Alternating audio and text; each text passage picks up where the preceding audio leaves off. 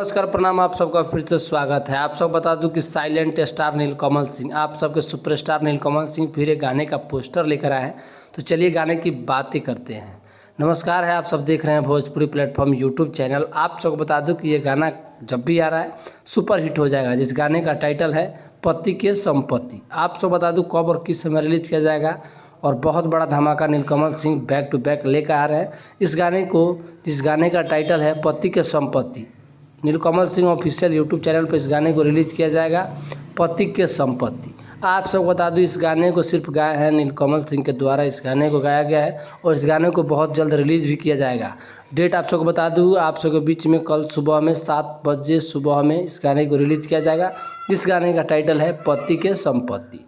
नीलकमल सिंह के द्वारा इस गाने को गाया गया है, अनिल जनकपुरी के द्वारा लिखा गया है गाने को। तो समझिए गाना सब में नए राइटर लेकर आ रहे हैं, पति के संपत्ति। आप सब बता दूं म्यूजिक की बात की जाए तो म्यूजिक संगीत है विकी बॉक्स, म्यूजिक संगीत है और फर्मा मास्टर वीडियो डायरेक्टर है।